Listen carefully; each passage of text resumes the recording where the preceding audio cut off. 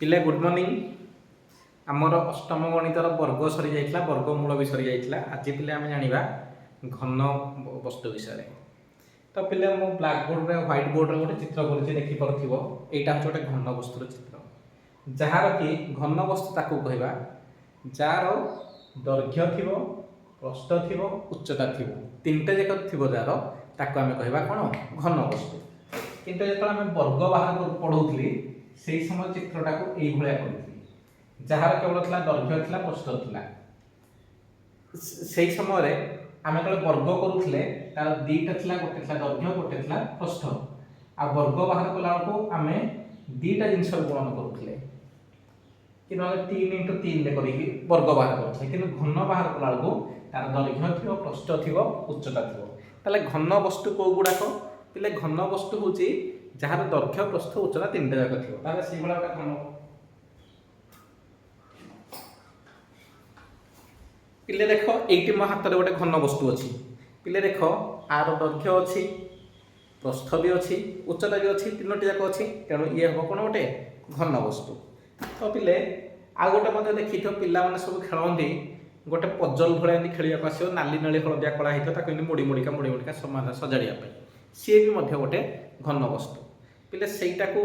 केतळे गणिबो देखिबो से जो घन वस्तु हेथिबो सब गुडा करे तीन तीनटा लेख लागि तो गोटे आनी कि तुमको देखैबी। तो पिले घन वस्तु गुडा को देखै तुम माने चिन्हि परिबो। एबे ताहले गोटे संख्यार घन संख्या बाहर करिबो कि नै जदि गोटे घन वस्तु दैर्घ्य प्रस्थ उच्चता तीनोटी जाक अछि ताहले घन संख्या बाछिला बळको ताको भी तीन थर गुणन करिया पड़िबो। जदि गोटे संख्या को लगातार भाव में तीन थर एका संख्या को गुणा जाए ताको कहा जाए घन संख्या। मन कर कहले 3 रो घन संख्या बोले ताको तीन थर गुणिबा 3 गुणन 3 गुणन 3 मन कर कहले 4 रो घन संख्या बोले 4 को तीन थर गुणिबा कहबी 5 रो घन संख्या बोले 5 को तीन थर गुणिबा। गोटे संख्या को तीन थर गुणिले जो संख्या आसीबो सेटा तारा कोन घन संख्या। एई 5 को तीन थर गुणिया को मध्य लिखा जाय परबो 5 रो क्यूब 3 रो क्यूब 4 रो क्यूब। वर्ग संख्या को हम केन लिखुथले ऊपर दउथले स्क्वायर घन संख्या को दबा क्यूब। आ पहिले एटा को बाहर करियो 5 रो क्यूब 5 रो घन केते 5 5 25 5 125 3 रो घन केते 3 3 की 9 3 की 27 4 रो घन केते बाहर करियो 4 4 को 16 4 को 64। एई भले हबले पिले जेमिति हम वर्ग बाहर करथले 2 रो वर्ग 4 3 रो वर्ग 9 सेमिति घन बाहर करिवो 1 रो घन केते 1 गुणन 1 समान केते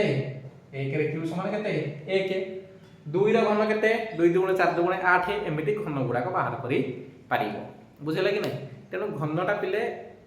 किछि डाउट रे आसीबोनी। आ गोटे क्वेश्चन दिछि जो हम सुडोकु खेलुचे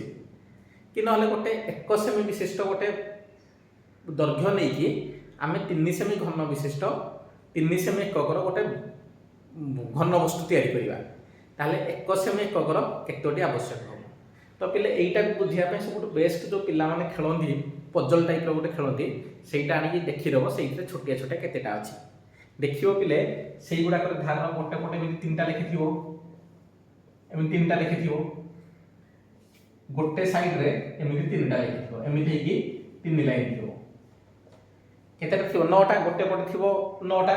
एमिति कि तीन लाइन थिबो 9 3 27। तो पिले सेटा गोटे आनी कि देखि दबो भल से बुझि जेबे खाली जानो घन वस्तु माने घन संख्या माने कौनसी संख्या को तीन थर गुणिला हम पाइबा कोन घन संख्या कोन पाइबा घन संख्या। तो पिले एई भितरे घन संख्याटा काली तम मानको टैक्स होची 1 टू 20 पर्यंत सबुतक घन संख्या बाहर करिवो। जेमिति बाहर कली 5 रो क्यूब केते 3 रो क्यूब केते 4 रो क्यूब केते तम माने सेमिति पूरा 20 पर्यंत घन बाहर करके देखैबो। ओके तो पिले एई भितरे गोटे कहानी देइची भारतर विशिष्ट गणितज्ञ रामानुजन को कहानी। पिले रामानुजन को कहानी कोन देइची ना रामानुजन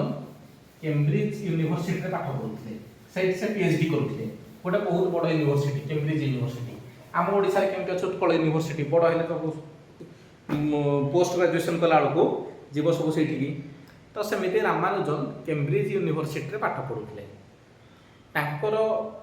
से जा सहित काम करुथले ताको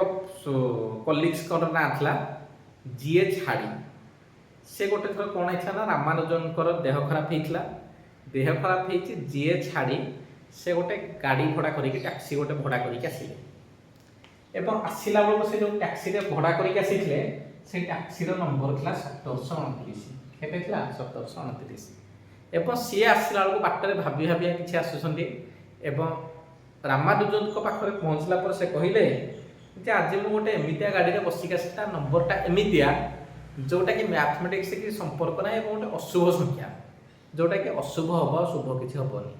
तापर ये रामानुजन कहले संख्याटा केते से कहले 1729 तापर से कहले नाई नाई 1729 गोटे शुभ संख्या केमिति शुभ संख्या ना ये गोटे एमतिया संख्या जहाँ को दीटा संख्यार घन संख्यार मिश्रण फल दीटा संख्यार घन बोले कार कार गोटे है 1 रो क्यू आ गोटे है 12 रो क्यू माने 1 रो घन और 12 रो घन मिसी गले हम केते 1729 एवं कहले आउ दुईटा संख्या मध्य मिसिकी भी 1729 हम कौन करो ना 9 रो क्यू प्लस 10 रो क्यू से कहले 1729 टा होची सबुठारु सान संख्या जे कि दीटा घन संख्यार मिसिकी 1729 होची एई भला दीटा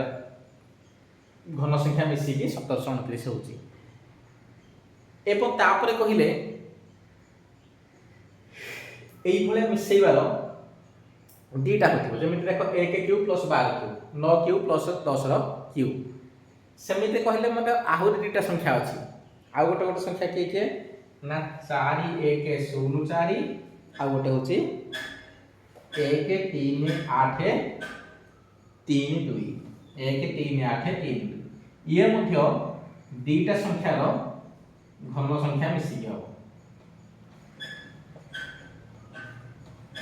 दीटा संख्यार घन संख्या ये मध्य मिसिकी 4 1 0 4 हो एटा जेमिति 1 रो घन 12 रो घन मिसिकी हो 1729 कि नले 9 रो घन प्लस 10 रो घन मिसिकी हो 1729